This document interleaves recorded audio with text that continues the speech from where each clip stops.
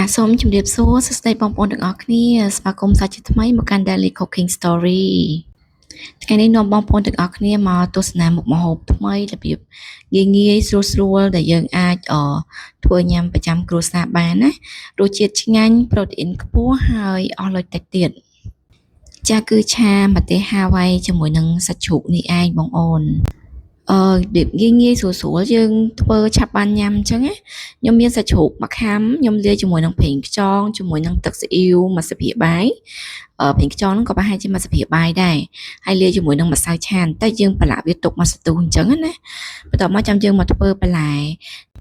ខ្ញុំមានម្ទេសហាវ៉ៃហ្នឹងចំនួន2ផ្លែតែខ្ញុំប្រើអត់អស់ទេអាពណ៌ក្រហមហ្នឹងខ្ញុំប្រើមួយផ្លែពេញហើយនឹងអាពណ៌លឿងហ្នឹងខ្ញុំប្រើតែកន្លះផ្លែព្រោះពណ៌លឿងnóវារាងធំណា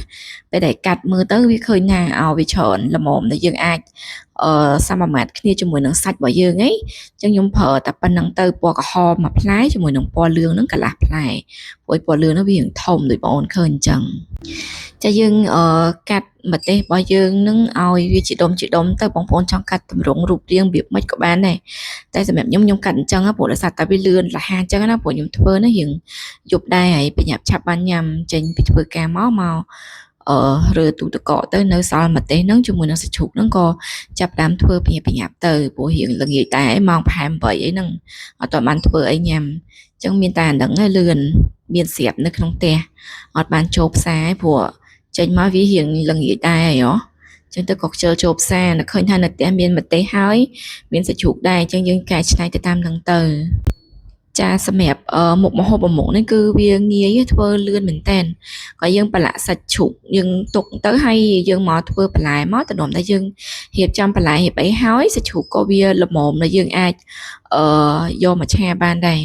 ហើយម្ទេសនៅសល់មួយចាហៀងនេះខ្ញុំទុកធ្វើម្ហូបផ្សេងទៀតព្រោះអីឃើញមាននៅសល់ខ្ទឹមបារាំងមួយចាហៀងដែរអញ្ចឹងយើងអាចច្នៃធ្វើម្ហូបផ្សេងទៀតបានយើងមានខ្ទឹមសច្រាមជាមួយនឹងគល់ខ្ទឹមជាមួយនឹងស្លឹកខ្ទឹមអីអញ្ចឹងណាបងអូនយើងចេះតែច្នៃទៅអ្វីដែលយើងមាននៅក្នុងទូទឹកកកហ្នឹងដើម្បីកុំឲ្យអស់លុយច្រើនហើយកុំឲ្យវាសល់ទុកចោលនៅក្នុងទូទឹកកកអញ្ចឹងទៅវាខូចវាអីអញ្ចឹងទៅយើងវាខាតលុយអីអញ្ចឹងណាសម្រាប់មុខម្ហូបមុខនេះខ្ញុំធ្វើឲ្យខ្ញុំញ៉ាំគ្នា2នាក់បងអូននិយាយទៅយើងជួយសំចៃបានច្រើនយើងទិញម្ហូបមកយើងធ្វើខ្លួនឯងអញ្ចឹងនៅផ្ទះយើងអាចសំចៃបានច្រើនអញ្ចឹងណាខ្ញុំមានស្លឹកខ្ទឹមហើយនឹងគល់ខ្ទឹមហ្នឹងយើងកាត់វាជា2អញ្ចឹងមកសម្រាប់ទុកលីងវាជាមួយនឹងខ្ទឹមសរបស់យើងហើយសម្រាប់ខ្ទះវិញគឺខ្ញុំប្រើខ្ទះបែបនេះអាខ្ទះអ៊ីណុកគេហ្នឹងហ៎អាហ្នឹងល្អប្រើយើងចង់ឲ្យសាច់ឆាកុំជាប់ហើយយើងដាក់ខ្ទះហ្នឹងឲ្យក្តៅសិនដាក់ទឹកមកដើម្បីឲ្យយើងដឹងថាខ្ទះហ្នឹងវាក្តៅខ្លាំងណាតើបើយើងដាក់ប្រេងឆាបំពងខ្ទឹមបំពងអីរបស់យើងដូចតែគេដូចតែឯងអញ្ចឹងទៅបងអូនយើងចេះតែធ្វើកែច្នៃអញ្ចឹងណាហើយបន្ទាប់ពីយើងបំពងខ្ទឹមយើងរៀងឡើងឈ្ងុយហើយយើងចាក់សាច់ដែលយើងប្រឡាក់មុនហ្នឹងដាក់ចូលហើយយើងឆាចុះឆាឡើងមកស្ទុះទៅបងប្អូនដល់សាច់របស់យើងឡើងសពបតិច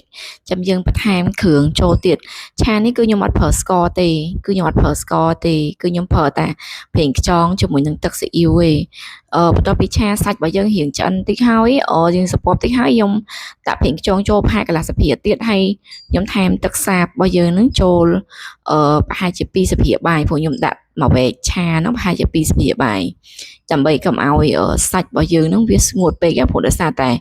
ស្ងួតពេកទៅគឺវាអត់ឆ្ងាញ់ទេព្រោះដោយសារយើងដាក់ម្សៅឆាអញ្ចឹងទៅ